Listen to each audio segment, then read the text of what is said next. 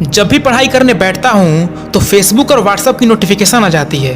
मन करता है कि पहले मैसेज चेक कर लेता हूँ। 1 मिनट की ही तो बात है, उसके बाद पढ़ाई कर लूँगा। 1 मिनट मैसेज चेक करने का सोचा था तो देखते ही देखते कब 1 घंटा बीत गया कुछ पता ही नहीं चला।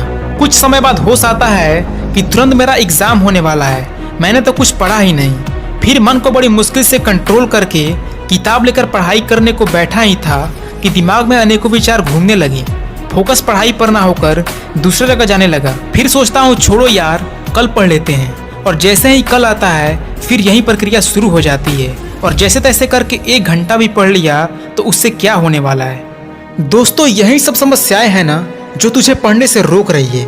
तो एक बात ध्यान से सुनना, जब भी तुम पढ़ने बैठो ना तो उस समय अपने माता पिता का वो चेहरा जरूर याद कर लेना जिससे तुम्हें एक मोटिवेशन मिल जाए कि कैसे तुम्हारे माता पिता तुम्हारी पढ़ाई के लिए अपने पूरे जीवन को समर्पित किए हुए हैं। वो एक एक रुपया जुटा कर तुम्हारे पढ़ाई के लिए दे रहे हैं ताकि तुम पढ़ लिख कर आगे अपने पैर पर खड़े हो जाओ और अपने गरीबी को दूर कर सको। वो खुद अपने लिए कभी भी महंगे कपड़े नहीं खरीदते हैं, लेकिन तुमको खरीदने से कभी रोकते नहीं, क्योंकि उनको मालूम है कि आज नहीं तो कल मेरा बेटा एक दिन सफल जरूर होगा और हमारी गरीबी को दूर करेगा।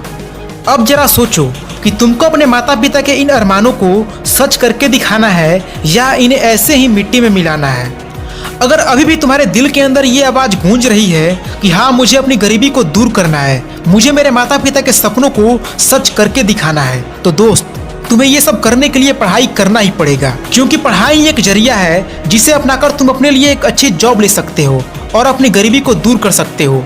तो अब से जब भी मन तुम्हारा पढ़ने को ना करे ना तो केवल एक छोटा सा काम करना, अपने आप से केवल इतना कहना कि चलो 1 घंटा ही पढ़ने को बैठ जाता हूँ। सिर्फ 1 घंटे की तो बात है, बस आप किताब लेकर पढ़ने बैठ जाओ, चाहे कुछ पढ़ो या नहीं, कुछ समझ में आए या नहीं, बस बैठ जाओ। क्योंकि धीरे धीरे तुम्हारे मन में खुद ही ये बातें आने लगेंगी कि जब बैठ ही गया हूँ तो कुछ याद कर लेता हूँ। और अगर पढ़ने के वक्त फेसबुक व्हाट्सएप के मैसेज तंग करने लगे ना तो अपने आप से केवल इतना ही कहना कि कुछ भी हो जाए पढ़ने के बाद ही इन्हें चेक करूँगा, क्योंकि पढ़ाई से ज़्यादा ये इम्पोर्टेंट नहीं है।